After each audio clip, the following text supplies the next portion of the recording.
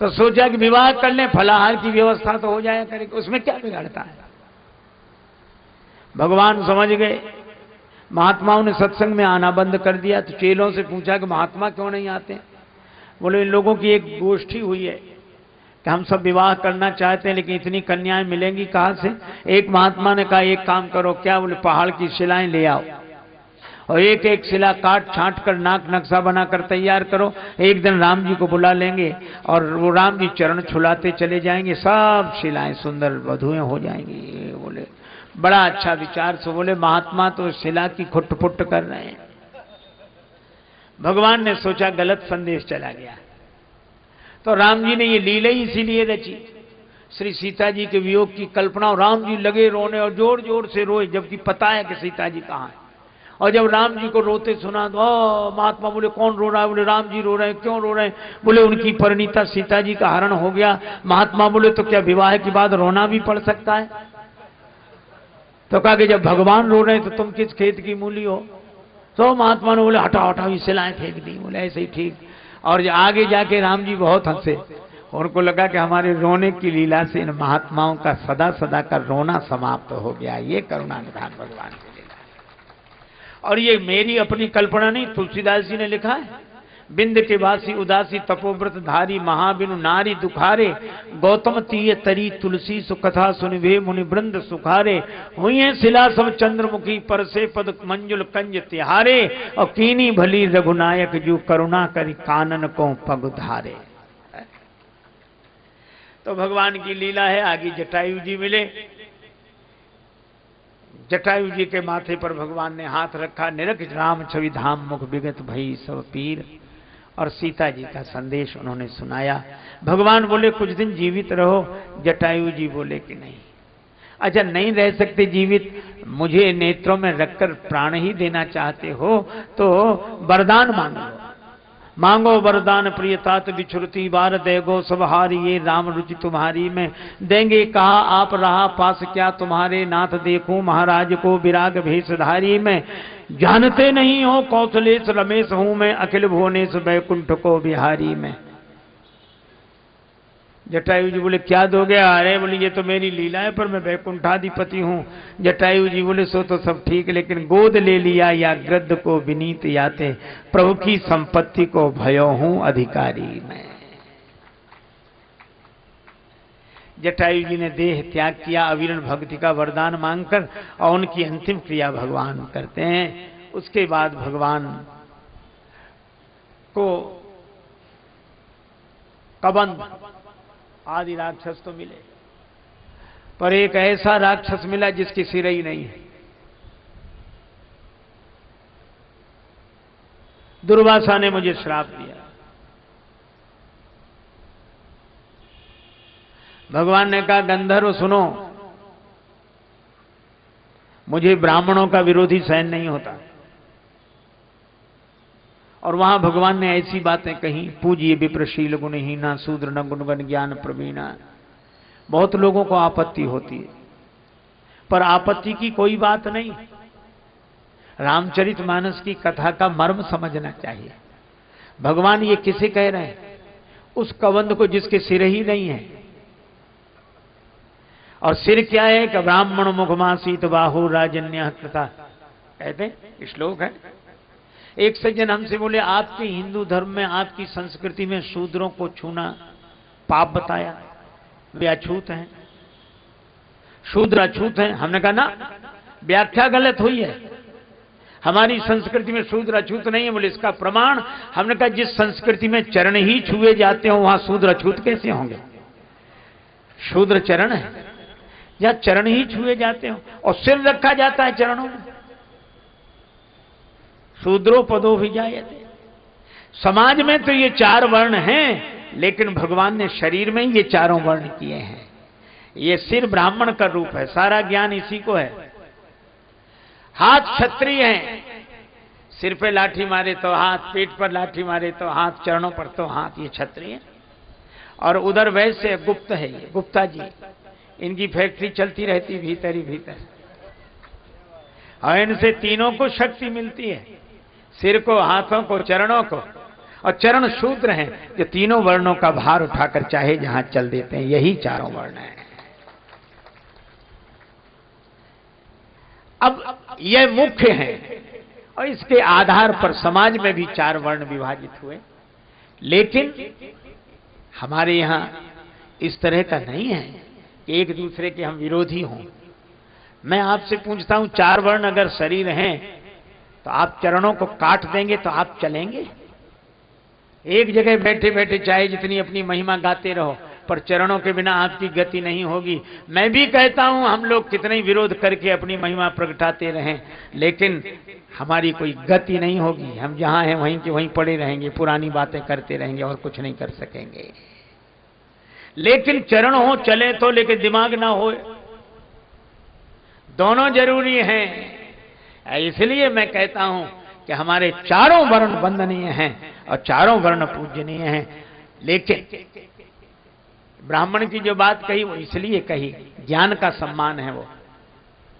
मान लो ईंटें सब समान हैं, मंदिर में लगी हुई हैं, लेकिन जो ईंटें मंदिर की ड्योढ़ी पर लग गई हैं, सिर तो वहीं टेकना पड़ता है। उससे क्या अंतर पड़ता है? इसलिए भगवान ने ऐसे आदमी को जो सिर ही नहीं रखना चाहता, समाज में ब्राह्मण को रहने ही न देना चाहे, तब भगवान ने कहा मोहिन स्वाहाय ब्रह्म कुलद्रोही। लेकिन तुलसीदास जी का समन्वय और समानता देखो। कबंध को गति देने के बाद भगवान गए कहां? ताहे दे गति राम उदारा, शबरी के आश्रम पग धारा।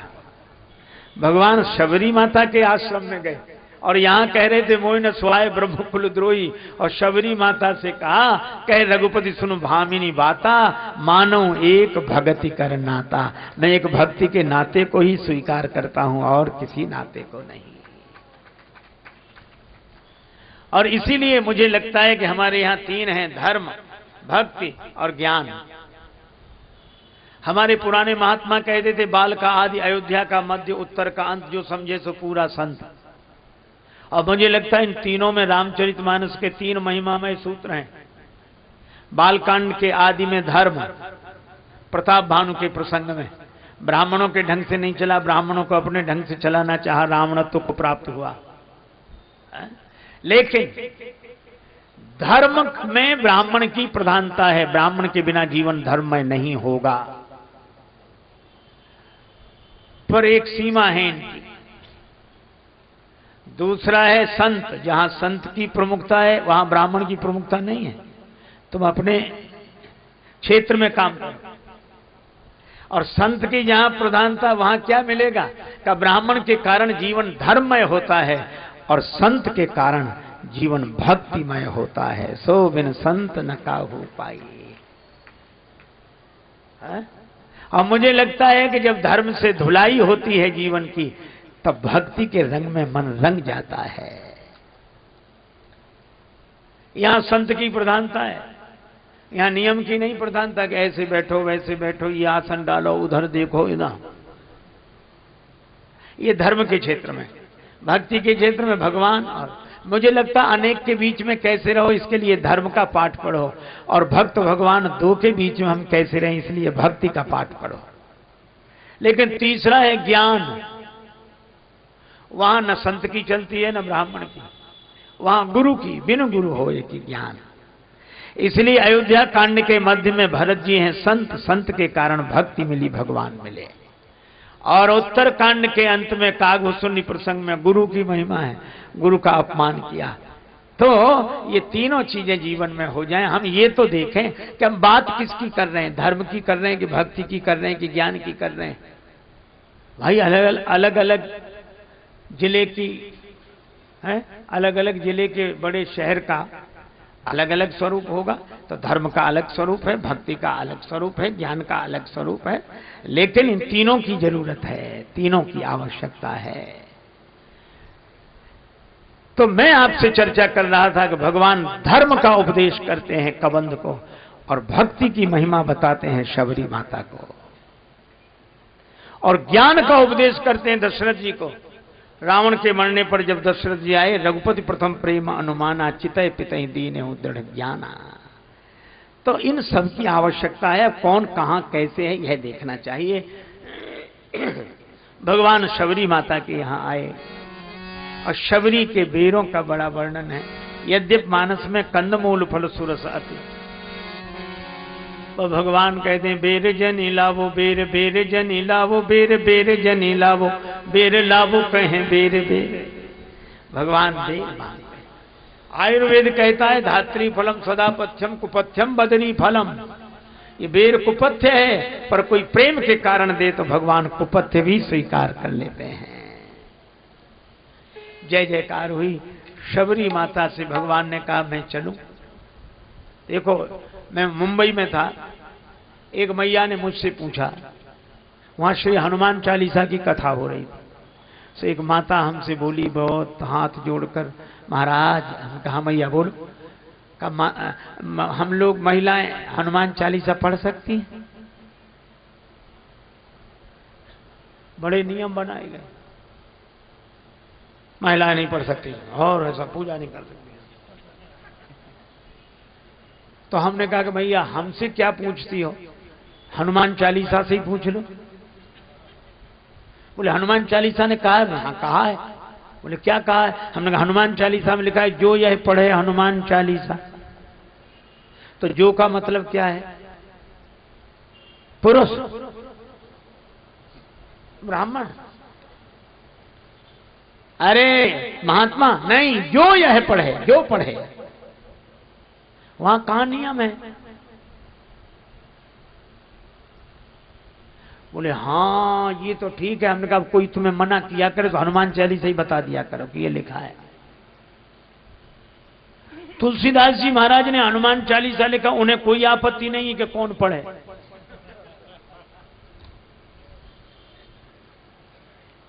और आपत्ति उन्हें है जिन्होंने लिखा ही नहीं है। बल्कि जब ये लिखा गया था तो आपत्ति करने वाले ही लोग उस समय भी विरोध कर रहे थे, क्यों लिखा, और लिख गया तो बहुत बढ़िया है, लेकिन अब आपत्ति है। कुछ लोग कहते रामचरितमानस पढ़ना है, नहीं महिलाएं नहीं। और वो एक आदमी ने तो किताब लिख दी, मैं उसकी चर्चा नहीं कर रहा हूं, लेकिन केवल एक बात कह रहा हूं। रामचरितमानस में लिखा क्या है? जे गावई यही चरित सम्हारे, ते यही ताल चतुर रखवारे। जे गावई, तुलसीदास जी को तो आपत्ति नहीं है। जे गा, उन्हें जिन्होंने लिखा उन्हें आपत्ति नहीं, हमें आपत्ति है। हम ठेकेदार बने बीच में। और फिर भगवान शबरी माता से 9 प्रकार की भक्तियों का वर्णन करते हैं, और अंत में क्या कहते हैं कि माता ये 9 भक्तियों में से एक भी किसी के जीवन में हो। और सबसे पहले नाम किसका लिया, पढ़कर देखना। 9वां एकौ जिनके होई नारी, पुरुष सचराचर कोई। भक्ति तो स्वयं माता है, इसलिए माताओं को भी भगवत भक्ति का अधिकार भगवान ने दिया है, तुलसीदास जी ने दिया है। भगवान बोले मां मैं चलूं, शबरी बोली अभी नहीं, आपके पहले मैं चलूं। भगवान को देखते देखते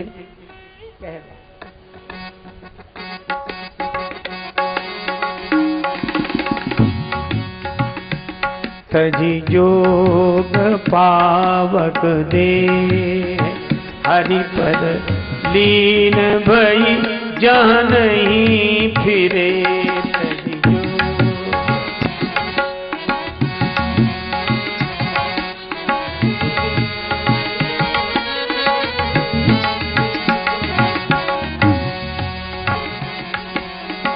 तजी जोग पावक देह हरिपद लीन भई जहाँ नहीं फिरे। तजी जोग पावक दे हरिपद लीन भई जहाँ नहीं फिरे। तजी शबरी माता ने भगवान को देखते देखते देह का त्याग कर दिया। भगवान आगे बढ़े, ऋषिमुख पर्वत की ओर बढ़े। सुग्रीव जी ने देखा, भय लगा। श्री हनुमान जी से कहा कि आप जाकर देखो, आप समाचार देना। और यही मुझे लगता है कि भगवान को देखना हो तो सदगुरु की दृष्टि से देखना चाहिए। हनुमान जी ब्राह्मण रूप धारण करके गए, प्रणाम किया, पूछा कौन है आप जो क्षत्रिय रूप में विचरण कर रहे हैं? राम जी बहुत हंसे, मन ही मन। हनुमान जी भेष तो बड़ा अच्छा बनाया, हर कोई कह देगा कि बिल्कुल ब्राह्मण देवता हो, पंडित जी हो, ब्राह्मण हो, लेकिन इतनी बड़ी गलती कर दी कि साधारण आदमी भी कह देगा कि ब्राह्मण नहीं। क्यों? मुझे क्षत्रिय कह रहे हो सिर झुकाकर, वो ब्राह्मण कैसा जिसका सिर क्षत्रिय के आगे झुक जाए? ब्राह्मण कैसा जिसका सिर क्षत्रिय के आगे झुक जाए? बड़ा हनुमान जी भी मन ही मन खुश हुए, बोले प्रभु आपको क्या लगता है? राम जी बोले बने बनाए ब्राह्मण हो, असली नहीं हो, असली नहीं हो, फसली हो। क्षत्रिय को देखकर सिर झुक गया, कैसे काहे कि ब्राह्मण? तो हनुमान जी भी मुस्कुरा कर बोले ये तो ठीक है कि हम ब्राह्मण इसलिए नहीं लग रहे क्योंकि क्षत्रिय के आगे सिर झुक गया, लेकिन महाराज अगर हम ब्राह्मण नहीं है तो आप भी क्षत्रिय नहीं हो। बोले तुमने कैसे जाना कि हम क्षत्रिय नहीं है? हनुमान जी बोले वो क्षत्रिय कैसा जिसका सिर ब्राह्मण के आगे न झुके, तो आपका भी तो नहीं झुका। तो अगर हम ब्राह्मण नहीं है, बने बनाए हैं, तो आप भी क्षत्रिय नहीं हो, बने बनाए हो। हम आपके भक्त का काम बनाने के लिए ब्राह्मण बनकर आए और आप धरती का भार उतारने के लिए क्षत्रिय बनकर आए। भगवान ने अपने को छिपाया, हनुमान जी ने पहचान लिया। उस जमाने की बात है जब संत भी छिपाते थे, भगवंत भी छिपाते थे। हनुमान जी भी अपने को छिपाए हैं, भगवान भी अपने को छिपाए हैं। हनुमान जी ये स्वीकार नहीं कर रहे कि हम संत नहीं, हम नहीं, और भगवान भी छिपाए हैं। आनंद ही और था, तब अब जमाना बदल गया है, कोई बात नहीं, बदलता रहता है।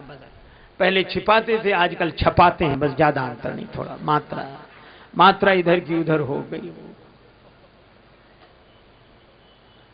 एक महात्मा से किसी ने कहा कि महाराज आप अपनी जीवनी बताओ, जीवनी लिखा। तो महात्मा बोले अभी से क्या लिखते हो जीवनी? याद किए रहो, फिर बोले जब डोली उठ जाए तब लिखना, जब चले जाएं तब लिखना, अभी तो नाव समुद्र में का जाने का होए। एक महात्मा जाते थे वृद्धा के यहां भिक्षा के लिए, जाकर बैठे, तब तक किसी की अंतिम यात्रा निकली। वो बुढ़िया बोली महाराज जरा बैठना, मैं देख आऊं ये मरने वाला स्वर्ग या कि नरक। महात्मा को बड़ा आश्चर्य हुआ कि ये तो हम नहीं जानते, ये कैसे जान जाएगा? बोले भाई 1 मिनट पता लग जाएगा, अभी आते। या गई, महाराज स्वर्ग गया। महात्मा बोले तूने कैसे जाना? अरे बोले महाराज इसमें कोई बड़ी भारी बात थोड़ी, जिसके पीछे हजारों लोग रोते जा रहे हैं, बड़ा अच्छा आदमी था, चला गया, समझ लो वह स्वर्ग गया है, अच्छा काम किया इसलिए। और जिसके पीछे कई लोग जबरदस्ती भला मरा, सबको परेशान, अच्छा बढ़िया, तो यहां परेशान कर तो नरक ही गया, ऐसा कहां स्वर्ग जाए?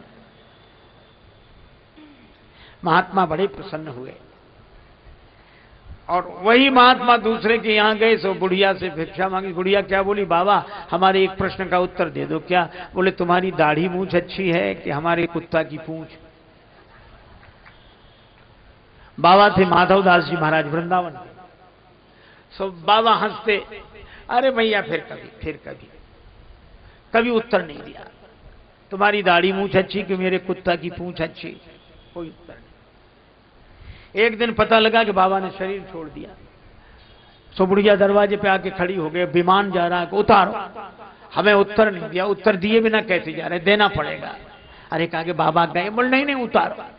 उतार दिया। सो चरण पकड़ लिए, हिलाने लगी, बाबा उत्तर दो। अब चरण ही पकड़ लिए तो बाबा के शरीर में प्राण आ गया। बाबा उठकर बैठ गए।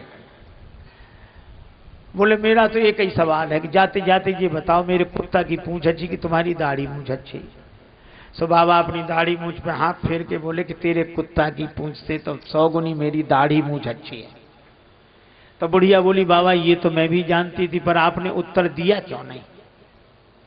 जिंदगी भर उत्तर नहीं दिया। बाबा बोले अगर मैं उत्तर देकर ये कह देता कि मेरी दाढ़ी मूंछ अच्छी है और मुझे अभिमान हो जाता तो भगवान की लीला कोई नहीं जानता, कोई ना कोई काम ऐसा हो जाता मेरे द्वारा कि तेरे कुत्ता की पूंछ अच्छी हो जाती है। लेकिन अब ज्यों की त्यों धर दीनी चदरिया, तो अब मैं कह रहा हूं कि मेरी दाढ़ी पूंछ अच्छी है। और इसीलिए छिपा कर रखते थे। छोटा सा पौधा, उसके पास आसपास घेरा लगाना पड़ता, नहीं तो बकरियां चर जाएंगी। हाँ, वो विशाल वृक्ष बन जाए तो हाथी बंधे रहते हैं।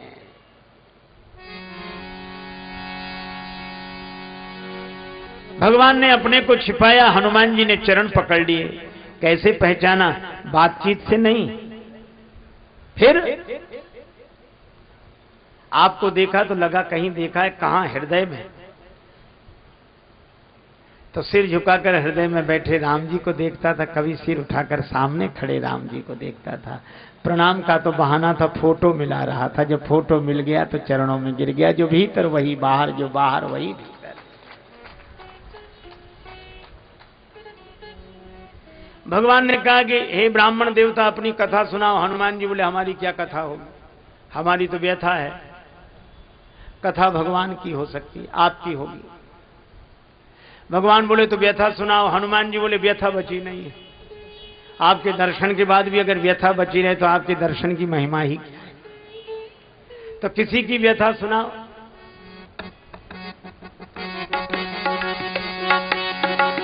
नाथ शैल पर कपिपति शैल पद कपिपति रहे। तो सुग्रीव दास तव आई। सुग्रीव दास तव आई। तेहि सननाथ मैत्री कीजे, दीन जाने तेहि अभय करीजे। दीन जाने तेहि अभय करीजे।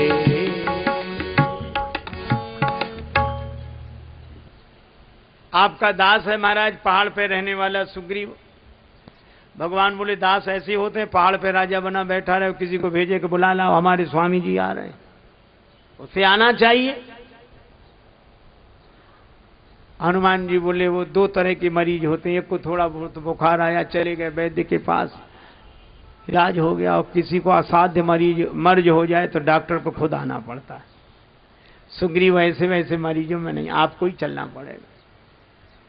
भगवान बोले, तो दास के यहां ऐसे? कहा कि आप रिश्ता बदल लो। क्या करें? बोले, दास को मित्र बना लो। मित्र के यहां निमंत्रण की कोई जरूरत नहीं। तई सन्नाथ मैत्री कीजिए, मित्रता करो। दीन जान तई अभय करीजिए, है मैत्री। भगवान ने कहा, फिर दास की जगह तो खाली हो जाएगी। हनुमान जी बोले, यही तो हम चाहते कि दास की जगह खाली हो जाए। क्यों? बोले, दास की जगह दास को दे दो, सुग्रीव को मित्र बना लो। हनुमान जी ने अपनी पीठ पर भगवान को बिठाया। आप चित्रों में देखते हैं, उनके कंधे पर बैठे श्री राम लक्ष्मण। हनुमान जी उड़े। भगवान बोले, बड़ा डर लगता है, एक तो तुम पवन पुत्र पहाड़ की चढ़ाई गिरोगे तो हमको भी लेकर गिरोगे। हनुमान जी बोले, जब किसी के कंधे पर बैठकर कोई डरता है तो दोनों आंख मूंद कर उसका सिर पकड़ लेता है कि तुम्हारे ही सिर पड़े, चाहे गिरावो चाहे पहुंचावो। आप ऐसे ही करो। भगवान ने नेत्र बंद करके हनुमान जी का सिर पकड़ा। लक्ष्मण जी ने भी वैसे ही, हनुमान जी ने दोनों के चरण पकड़कर हृदय से लगा लिए। कहा कि प्रभु, अब आप निश्चिंत हो जाओ, अब आप नहीं गिरेंगे। आप तो तब गिरेंगे जब हम गिरेंगे।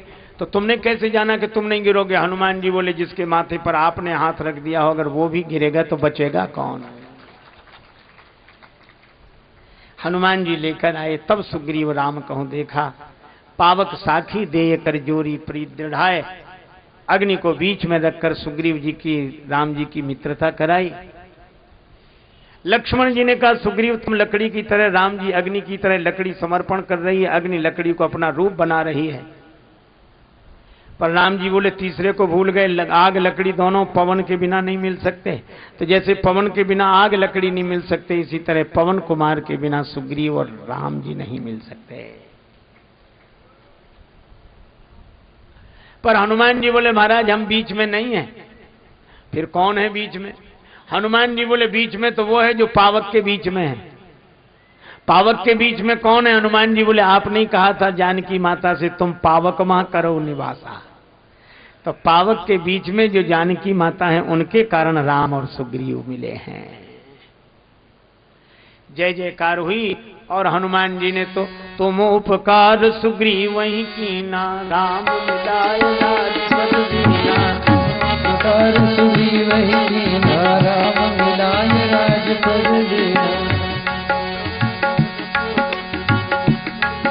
सुग्रीव जी को राज्य दिलाने वाले हनुमान जी, सुग्रीव जी के कहने से जानकी माता को खोजने वाले हनुमान जी, और उन खोजने वालों में समुद्र किनारे सब ठहर गए पर समुद्र पार जाकर जानकी जी का पता लगाने वाले हनुमान जी।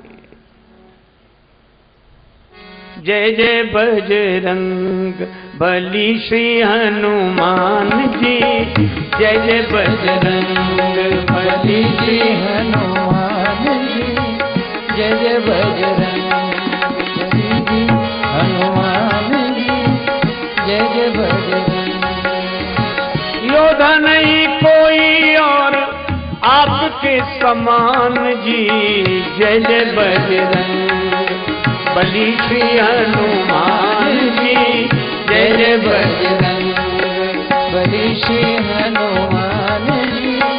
जय जय बजरंग।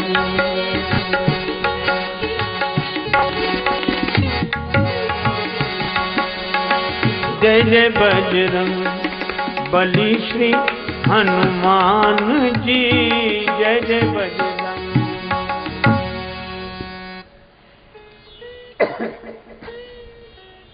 सीता जी का समाचार लाने वाले हनुमान जी, राम जी लक्ष्मण जी को लेकर जाने वाले हनुमान जी। युद्ध हुआ बड़ा भयंकर, पर सारे युद्ध में महिमा हनुमान जी की। बंधता नहीं सागर पाहन से दल बानर भालू कहां लगी ढोते। सत जोजन सिंधु तरंग तरंगित जान के जान कोई नहीं खोते। रहते रघुवीर अधीर पुनि बनवासी बने सिय वियोग में रोते। गढ़लंक निशंक अजय रहता हनुमान हठी जो सहाय न होते। जय।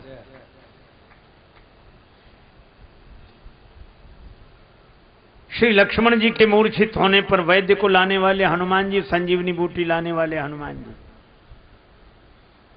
सदगुरु को लाने वाले हनुमान जी और औषधि को लाने वाले हनुमान जी। रास्ता भटक गए, जाना था लंका, पहुंच गए अयोध्या। एक सज्जन बोले हनुमान जी भी रास्ता भटक जाते हैं। हमने कहा हनुमान जी रास्ता भी भटकते हैं तो अयोध्या पहुंचते हैं। भरत जी ने बाण चला दिया, हनुमान जी राम राम कहकर गिरे। भरत जी ने बिना फल का बाण चलाया, मानो संकेत था कि बाण हमारे हाथ में, फल भगवान के हाथ में। हनुमान जी गिरे, राम राम कहकर भरत जी को लगा अपराध हो गया। प्रार्थना की, हनुमान जी की मूर्छा दूर हुई। भरत जी ने कहा मुझसे गलती हो गई थी, आप राम जी की सेवा में लगे थे, मैंने बाण मारकर आपको नीचे गिरा दिया। हनुमान जी बोले गलती तो मुझसे हो रही थी, अयोध्या में आकर भी ऊपर ऊपर से निकला जा रहा था, तो आपने बड़ी कृपा की जो बाण मार के नीचे गिरा दिया। मानो संकेत किया कि जिस धरती पर भगवान ऊपर से नीचे उतर कर आते हैं उस धरती पर तो नीचे उतर आओ। हनुमान जी आए। लक्ष्मण मूर्छा के प्रसंग में कई पंक्तियां ऐसी हैं जिनका अर्थ ही नहीं लगता, खींचतान करके अर्थ लगाना पड़ता है।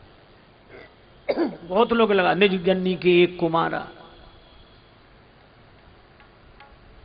तो शत्रुघ्न जी सुमित्रा जी के अकेले पुत्र तो है नहीं, लेकिन लोगों ने अर्थ वो कौशल्या जी के लिए अपने लिए कह रहे हैं। और ये हमने कहा एक दो का लगा लोगे फिर। नारी हित प्रिय बंधु गमाई, मिले न जगत सहोदर भ्राता, सहोदर भाई हैं। कैसे कैसे अर्थ लगाओगे? अरे हमने कहा अर्थ लगाने की जरूरत नहीं है। क्यों नहीं है? आप इस प्रसंग के बाद में पढ़ो क्या लिखा है। प्रभु प्रलाप सुनि कान विकल भये बानर निकर। प्रलाप है, विलाप नहीं। दुख की दोनों अवस्थाएं हैं, पर विलाप तब जब आदमी को होश रहे कि मैं क्या कह रहा हूं, और प्रलाप तब जब दुख की इतनी अति हो जाए कि होश ही न रहे कि क्या कह रहा हूं। भगवान के दुख की वह दशा है कि विलाप नहीं, प्रभु प्रलाप सुनिकान, और प्रलाप तो अनर्गल होता ही है। विकल भये बानर निकर आए गए हनुमान, जिम करुणा महावीर रस। वैद्य ने उपाय किया, लक्ष्मण जी की मूर्छा दूर हुई, भगवान ने हृदय से लगाया, लक्ष्मण मेघनाथ ये बाण तो विभीषण जी पर मार रहा था, तुम क्यों आगे हो गए? विभीषण जी से तुम्हारे विचार नहीं मिलते? प्रभु आप ठीक कहते हैं, मुझे विभीषण जी से लेना देना नहीं था। फिर जब विभीषण शरण में आए थे तो आपने कहा था, जो सभीत आवा सरनाई, रखियों ताही प्राण की नाई। तो मुझे लगा कि विभीषण जी आपके प्राण की तरह, और मेघनाद ने जब बाण का प्रहार किया तो मुझे लगा कि भगवान के प्राण पर बाण का प्रहार हो रहा है, और आपके प्राण पर बाण का प्रहार हो, ये लक्ष्मण कैसे सहन कर सकता है, इसलिए मैं आ गया। भगवान ने हृदय से लगा लिया। फिर भगवान कुंभकर्ण को मारने गए। इसका अर्थ यह है कि काम मेघनाद है, काम तब मिटेगा जब ज्ञान के द्वारा देहाभिमान मिटे। देहाभिमान का कुंभकर्ण मिटा, तब लक्ष्मण जी के द्वारा मेघनाद मरा, और अंत में राम जी रावण का वध करते हैं। रावण ने जिंदगी भर राम नहीं कहा, मौका भी आया तो नहीं कहा। कौ तप सुन के बात बहोरी, लघु तापस कर बाग बिलासा, अंगद जी का तो प्रभु नारी विरय बलहीना, नाम नहीं लिया। शंकर जी भी सोचते थे कि अच्छा चेला मिला, मंत्र याद नहीं है इसे, लेकिन जिंदगी भर तो नहीं लिया। भगवान का अंतिम बाण लगा तो डोली भूमि गिरत 10 कंधर, और क्या बोला रावण, कहा राम रन हथों पचारी, राम कहा। शिव जी बोले कि चलो चेले ने दीक्षा सफल तो कर दी। हमारे यहां कहा गया है कि जीवन में अगर कोई कुछ न कर पाए, अंत में राम कह ले तो उसका उद्धार हो जाता है। कई लोग खिल्ली उड़ाते हैं इस बात की, क्या कहते मालूम ये बेकार की बात है, मन को लुभाने की बातें हैं, कुछ नहीं होता ऐसा। जिंदगी भर पाप करो, अंत में राम कह लो तो कल्याण हो जाए ना, झूठी बातें। और जो झूठ नहीं कहते वो भी लिखा है, लेकिन चलो ठीक है भाई, इस नाम से किसी तरह आदमी लग जाता है कोई। लेकिन मैं आपसे कहता हूं कि मैं दावे के साथ प्रतिज्ञा पूर्वक कहता हूं, ये बात 100% से भी अधिक सत्य है। कैसे? बोले ये कैसे कहते हैं आपके एक बार राम कहने से कल्याण हो जाएगा? हमने कहा हम तुमसे पूछते हैं, जरा हमें एक बात बताओ। बोले क्या? हमने कहा विद्यार्थी साल भर ना पढ़े, गैर हाजिर रहे, और अंत में परीक्षा देते समय बगल वाले की सही नकल करके लिख दे कॉपी में, तो पास माना जाएगा कि फेल? तो जब अंत में परीक्षा के दिन सही लिखने वाला पास हो जाता है, तो अगर अंत में सही नाम लेने वाला का उद्धार हो जाए तो कौन सा आश्चर्य है। इसलिए पर हमारी बुद्धि उल्टी, हम अर्थ ही अलग लगाते हैं। एक सज्जन हमसे बोले कि युधिष्ठिर जी को आप धर्मराज कहते हैं? हमने कहा वो धर्मराज हैं। अरे बोले काहे कि धर्मराज अच्छे आदमी भी नहीं है। हमने कहा क्यों? जुआ खेल गए, पत्नी को दांव पे लगा दिया, ये धर्मराज के लक्षण है? धर्मात्मा भी नहीं, बेकार। हमने उनसे कहा एक बात बताओ, कोई विद्यार्थी परीक्षा दे रहा हो, 100 नंबर का पर्चा हो, और उसमें उसके 75 नंबर आ जाए, 25 ना आए, तो पास माना जाएगा कि फेल?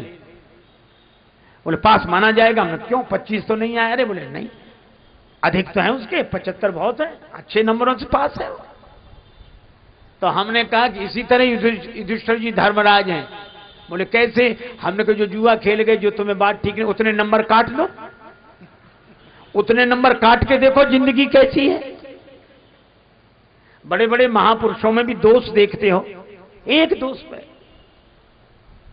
वो विश्वामित्र ऐसे, वो ऐसे, वो उनके द्वारा ऐसे हो गया, वो इनके। अरे वो इन महापुरुषों की कृपा है कि अपनी जीवनी को प्रकट करके लिखा, और आप हल्दी की गांठ पे पंसारी की दुकान खोलते एक जरा सी गलती पे 1 लाख वर्ष की तपस्या भूल जाओगे विश्वामित्र जी के। भगवान ने उन्हें गुरु बनाया है। इसी तरह ऐसा नहीं कि हमारे ग्रंथों में ऐसे ही सब लिखा है, नहीं, एक बार भी नाम ले ले उसका उद्धार हो जाता है। रावण का हुआ उद्धार। रावण से पूछा कि जिंदगी में काहे को नहीं लिया? रावण बोला गलत आदतें थी, क्या नाम लेते, स्वभाव बदल नहीं सकता था। राम का नाम ले गलत काम करें तो हमने का नाम ही नहीं लेते, लेकिन अब गलत काम करने की नहीं रही, अब राम कहकर जा रहा हूं पार। रावण का उद्धार हुआ। भगवान श्री जानकी जी को बुलाते हैं, विभीषण जी का राज्य तिलक होता है। मंदोदरी आई, डोली में बैठकर बड़ी बातें सोच रही है, पता नहीं मेरे साथ राम जी क्या व्यवहार करेंगे। लेकिन राम जी ने देखा डोली आ रही, विभीषण जी से कहा कौन का? मंदोदरी। भगवान राम उठकर खड़े हुए, मंदोदरी ने डोली का पर्दा हटाया। राम जी खड़े थे, हाथ जोड़कर प्रणाम किया, मैं माता मंदोदरी को प्रणाम करता हूं।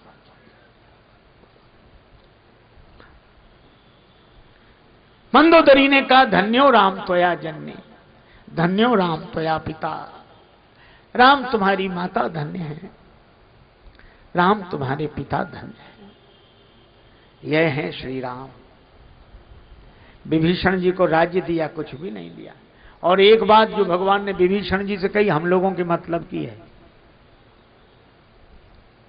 हालांकि हिसाब लगा है कि इतने साल यहां रहो, फिर इतने साल बाद घर छोड़ो, फिर ऐसा करो, ये है।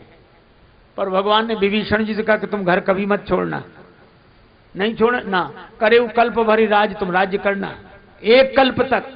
विभीषण जी बोले यही करते रहेंगे तो आपका भजन कब, कहां, कैसे करेंगे? भगवान ने कहा कोई जरूरत नहीं, करे कल्प भरी राज तुम, पर एक काम करना, राज्य करते रहना, पर मोहि सुमरे हो मन माहे, मेरा स्मरण करना। पुनि मम धाम पाई हो जहां संत सब जहां है। तुम्हें वही गति मिलेगी जो संतों को गति मिलती, मेरा स्मरण करना। भगवान विमान में बैठकर विभीषण जी आदि वानर वीरों को लेकर पधारे। श्री रामेश्वरम में प्रणाम किया। संत महात्माओं के आश्रम में होते हुए विमान गंगा किनारे आया। मुझे पूजा करनी थी, जानकी माता ने कहा विमान उतार दिया गया। भगवान ने हनुमान जी को भेजा। श्री भरत बैठे, अवधि यही है अवधेश बचनों की, और अवधि यही है अवधेश पद पाने की, अवधि यही है प्रभु के अवध आने की, न आए तो अवधि है हमारे प्राण जाने की। उसी समय हनुमान जी ने आकर समाचार दिया, रिपुरण जीत सुजसुर गावत, सीता अनुज सहित प्रभु आवत। हनुमान जी की बात सुनकर भरत जी ने आंख खोली, हनुमान जी को देखा। भैया तुम कौन, इतनी सुंदर संदेश देने वाले? मैं हनुमान। भरत जी ने हृदय से लगाया, और हृदय से लगाकर बोले हनुमान क्या तुम सचमुच हनुमान हो? मैं आपने मिल चुका हूं, आपने पहचाना नहीं? नहीं नहीं, मेरे नेत्र कहते हैं कि तुम हनुमान हो, पर जब तुम्हें हृदय से लगाता हूं तो ऐसा लगता है जैसे राम जी मुझे मिल गए हों। मिले आज मोहे राम प्रीति। तुम्हारे मिलने से राम जी के मिलने का भान होता है। क्यों ना हो जास हृदय आगार बसई राम सरचाप धर। भगवान ने सोचा विमान में बैठकर बाद में चलेंगे, पहले हनुमान में बैठकर चलें, भरत से मिलन हो जाए। अयोध्या में पूरी तैयारी, माता सगुन मना रही है। भरत जी सहित कुछ लोगों ने समाचार दिया। अयोध्या के लोग उमड़कर बाहर आ गए, आकाश की ओर देख रहे हैं। 14 दिन बाद पूर्णिमा का चंद्र आता है। आज 14 वर्ष बाद अयोध्या के चंद्र श्री रामचंद्र पधार रहे हैं। सब लोग ऊपर देख रहे हैं। विमान से भगवान ने देखा, बड़ी भीड़ देखकर श्री सीता जी से कहा कितने वेश बनाएं कि सबसे मिलना हो जाए। जानकी माता बोली आप तो अमित वेश बनाओ। भगवान अमित वेश बनाते हैं और सबसे मिलना हो गया। उसके बाद भगवान उतरे, गुरुदेव के चरणों में प्रणाम किया, ब्राह्मणों के चरणों में प्रणाम किया, माताओं के चरणों में प्रणाम किया। तब तक उन्हें लगा कि उनका चरण किसी ने पकड़ लिया है। किसने? भरत ने। भरत को देखकर राम रो पड़े। राम जी ने कहा उठ भाई, तुलसका न तुझसे राम खड़ा है, तेरा पलड़ा बड़ा भूमि पर आज पड़ा है। मैं बन जाकर हंसा किंतु घर आकर रोया, और खोकर रोते लोग भरत में पाकर रोया। लोग माला पहनाना चाहते थे, नहीं पहना सके। स्वागत में कैसे पुष्पमाल पहिरावे, हम जानहु न पावे को राम को भरत हैं। राम जी मिले, कैकेयी माता के पास गए, ताहि प्रबोधि बहुत सुख दीन्हा। लोग गए गुरु जी के पास कि राम जी को आज ही सिंहासन पर बिठा। बोले आज क्या थके मांदे आए, कल बिठा देंगे। बोले कल नहीं। क्यों? बोले पहले भी यही गड़बड़ी हुई थी, ये रात तो बीच में आनी नहीं चाहिए। ठीक है, तैयारी करो। भाइयों ने कहा प्रभु आपको स्नान करा दे। राम जी बोले मुझे नहीं, पहले मेरे सखाओं को स्नान करा। अरे राम राज्य का यही स्वरूप होना चाहिए। क्यों? बोले सुख सुविधा नीचे सबसे निम्न वर्ग से चले, फिर ऊपर तक जाए। ऐसा न हो कि ऊपर से चले नीचे तक आ ही ना पाए।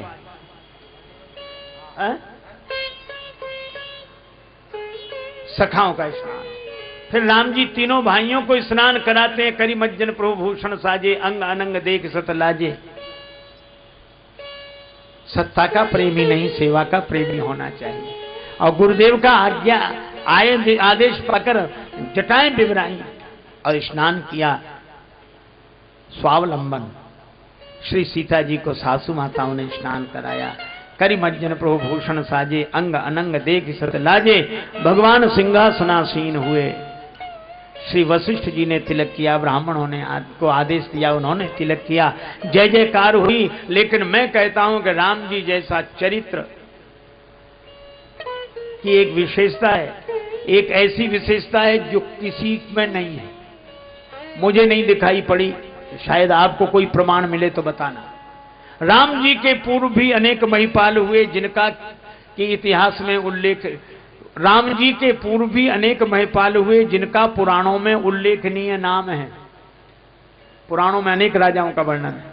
और बाद में भी बादशाह बेगम और भूप नृप हुए हैं, अनेक इतिहास में तमाम हैं।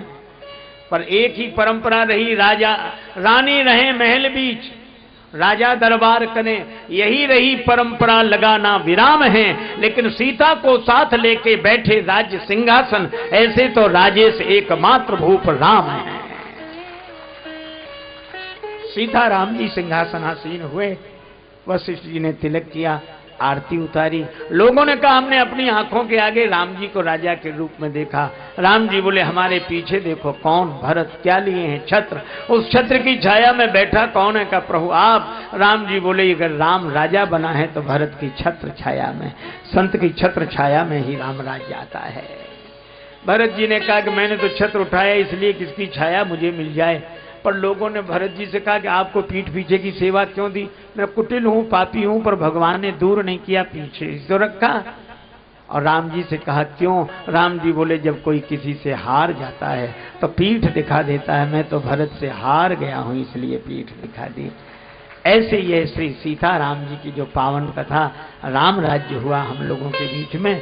अब हमारे श्री भैरूलाल जी आपको कुछ सूचनाएं देना चाहते हैं, वो सूचनाएं सुनो। उसके बाद भगवान नाम संकीर्तन के साथ वाणी को विराम दिया जाएगा। और आप सभी के प्रति, ऊपर नीचे बैठे हुए सब के प्रति, संत महापुरुषों के प्रति भगवत भाव से सादर प्रणाम। सिय राम मैं सब जग जानी, करो प्रणाम जोर जुग पाने। और आप एक ही आशीर्वाद मुझे दें, सीता राम चरण रति मोरे, अनुदिन बढ़ाओ अनुग्रह तोरे। अब श्री भैरूलाल जी के द्वारा सूचनाएं। गुरुदेव भगवान की जय, संत भगवान की। महाराज श्री के विनम्र निवेदन पर राम कथा के अवसर पर वृंदावन में जो आश्रम का निर्माण हो रहा है, सबने अपने मन के द्वारा, अपने भावनाओं के द्वारा, अपनी श्रद्धा के द्वारा जो कुछ दिया है मैं आपके सामने पढ़कर सुना रहा हूं। 21,000 रुपए श्री सुभाष चंद्र जी व्यास द्वारा, 21,000 रुपए श्री योगेश चंद्र जी शर्मा सन ऑफ श्री लक्ष्मीनारायण जी शर्मा भोपालगंज द्वारा, 11,000 रुपए द्वारका प्रसाद जी पांडे सुभाष नगर द्वारा, 11,000 रुपए श्री थान सिंह जी भंडारी आर के कॉलोनी द्वारा, 11,000 रुपए श्री किशोर कुमार जी सोमाणी बापू नगर द्वारा, 11,000 रुपए जमुना प्रसाद जी रजनीश जी इंदौर व्यास इंदौर द्वारा, और 11,000 रुपए जगदीश चंद्र जी जोशी गंगापुर वाले शास्त्री नगर जो पहले यजमान रह चुके हैं उनके द्वारा, 11,000 रुपए पूरन चंद जी लवानिया श्री जेके लवानिया आरसी व्यास कॉलोनी द्वारा 11,000 रुपए साकेत रामायण मंडल भीलवाड़ा श्री नवलजी भारद्वाज द्वारा 11,000 रुपए श्री ओपी सेन साहब आर के कॉलोनी द्वारा 5,250 रुपए श्री सावरमल जी शर्मा बालाजी मंदिर बालाजी मार्केट द्वारा 1,100 रुपए श्री यूएस जी व्यास सुभाष नगर द्वारा 1,100 रुपए रमेश चंद्र जी व्यास रतंगे की खेड़ी संजय कॉलोनी द्वारा 2,100 रुपए श्री शिवलाल जी पाठक आजाद नगर द्वारा।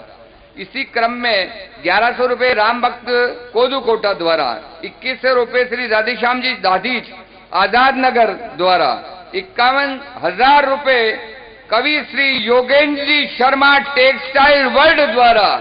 माननीय मैं महाश्री से प्रार्थना करूंगा उन्हें अपने पास बुलाकर आपका आशीर्वाद प्रदान करें और माल्यार्पण करें। हमारे लिए गौरव की बात है।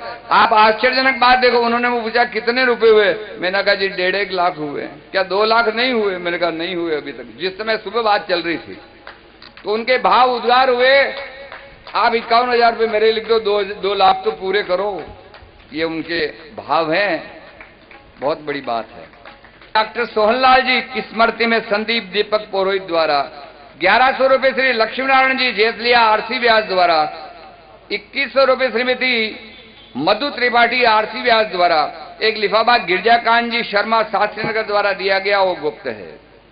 1,100 रुपए संदीप जी दीपक जी पुरोहित द्वारा 2,100 रुपए श्रीमती कमलाबाई श्री भंवरलाल जी डिकेन नीमच द्वारा 1,100 रुपए श्री देवकी नंदन जी शर्मा तिलक नगर द्वारा और अंत में 21,000 रुपए 4 बजा नाथ के नाम से भाई साहब ने दिए हैं। वो कहे मेरा नाम गुप्त रखना उनकी महानता है, बहुत बड़ी बात है कि देखकर भी आप अनाम रहना चाहते हैं, बहुत बड़ी महानता है। इसी प्रकार से 1,100 रुपए श्री बिट्टल दत्त जी शर्मा दुर्गेश जी शर्मा देवली वाले द्वारा इस प्रकार की सेवाएं हुई है और कुछ राशि अभी तक चल रही है। मुझे ऐसा लगता है करीब 2,35,000 रुपए तो हो गए और गाड़ी आगे बढ़ने वाली है। धन्यवाद बाबू। कहीं आपको सुनना श्री शिवरतन जी महेश्वरी द्वारा 1,100 रुपए भेंट हुए हैं। अभी लोगों की भावना बन रही है, मैं जान रहा हूं कि अभी तो और ये थैले में पैसा आने वाला है। आपका भी साधुवाद। और जिन्होंने इतनी बड़ी सेवा की है महाराज के इस निर्माण में, मैं उनसे भगवान से प्रार्थना करता हूं, श्री राम सरकार से, कि आपके घर में हमेशा सुख शांति बनी रहे।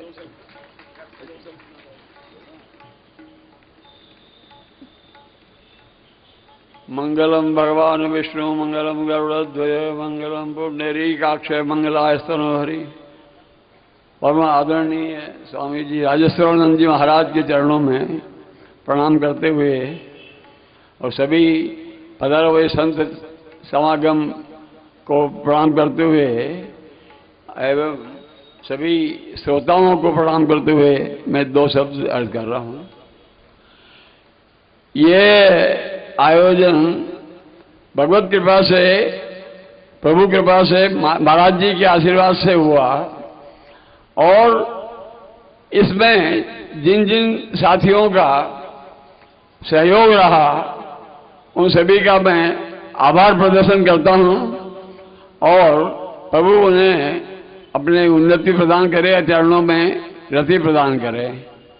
मैं इस योग्य नहीं था कि ये आयोजन कर सकूं, या ये प्रभु कृपा और महाराज जी के आशीर्वाद से संभव हुआ है और ये आयोजन आज पूर्णता की ओर अग्रसर हो रहा है। इस अवसर पर मैं महाराज श्री का उन्हें भारी भारी भारी वचनों से अनुग्रह करता हूं कि फिर पधार करके और अनुग्रहित करे, इस भीलवाड़ा की धरती को पुण्य प्रदान करे।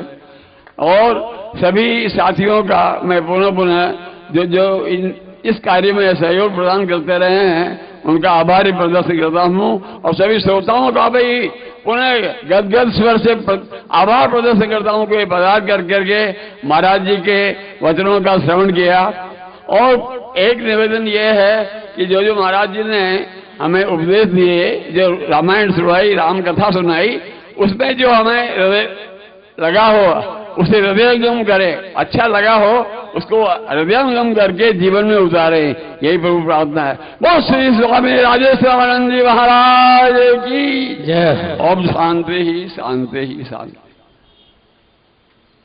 द्वारा श्री दुर्गा शंकर जी तिवाड़ी मंडल वालों को एक रामायण भेंट की है, तो महाराज श्री के यहां से ले जाए रामायण।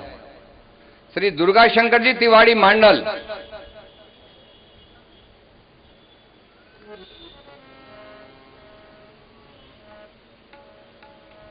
जरा जल्दी पधारे, समय का ध्यान रखें ना।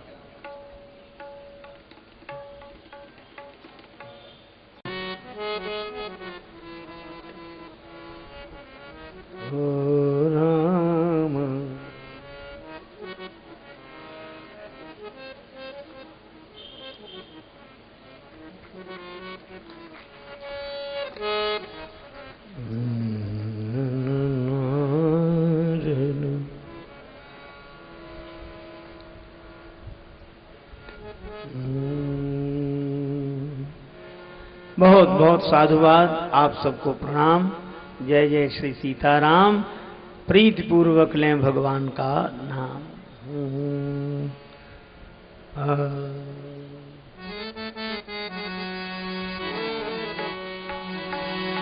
हरे राम राम राम सीता राम राम, हरे राम राम राम सीता राम राम राम, हरे राम राम राम सीता राम राम राम, हरे राम राम राम सीता राम राम राम, हरे राम राम राम सीता राम राम राम, हरे राम राम राम सीता राम राम राम, हे राम राम राम सीता राम राम राम, हरे राम राम राम सीता राम राम राम, हरे राम राम राम सीता राम राम राम, हरे राम राम राम सीता राम राम राम, हरे राम राम राम सीता राम राम राम, हरे राम राम राम सीता राम राम राम, हरे राम राम राम सीता राम राम राम, हरे राम राम राम सीता राम राम राम, हरे राम राम राम सीता राम राम राम, हरे राम राम राम सीता राम राम राम, सीता राम राम राम, सीता राम राम राम, सीता राम राम राम राम राम, राम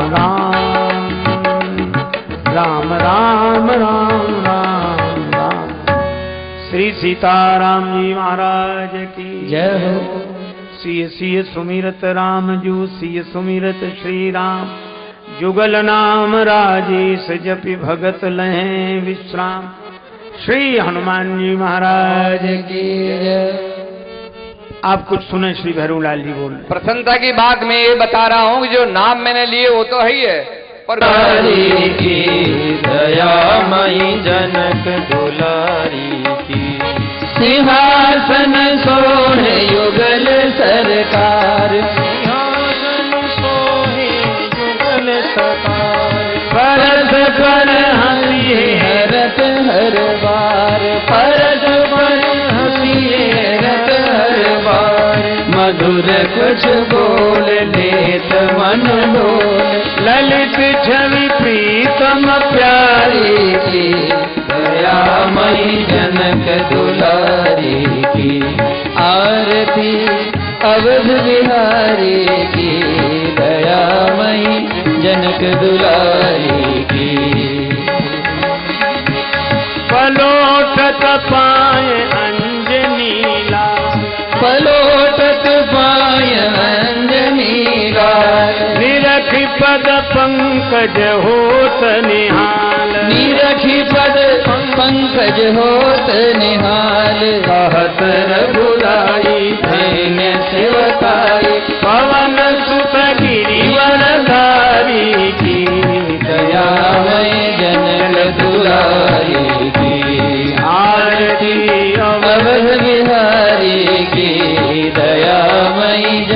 जनक दुलारी की। भरत जूठाणे भाव विभोर, भरत जूठाणे भाव विभोर, लखन रिपुत मन लाल कर जोर, लखन रिपुत मन लाल कर जोर, लखे मुख चंद लेत आनंद, धन्य शोभा धनुधारी की, दयामयी जनक दुलारी की। आरती अवध बिहारी की, दयामयी जनक दुलारी की। आरती जो कोई जन गावे, आरती जो कोई जन गावे, प्रभु पद प्रेम अवश्य पावे, प्रभु पद प्रेम अवश्य पावे। शरण राजेश में अवधेश, बोलिए जय भैयारी की, दयामयी जनक दुलारी की। आरती अवध बिहारी की, दयामयी जनक दुलारी की। आरती अवध बिहारी की, दयामयी जनक दुलारी की, दयामयी जनक दुलारी की, दयामयी जनक दुलारी की। कपूर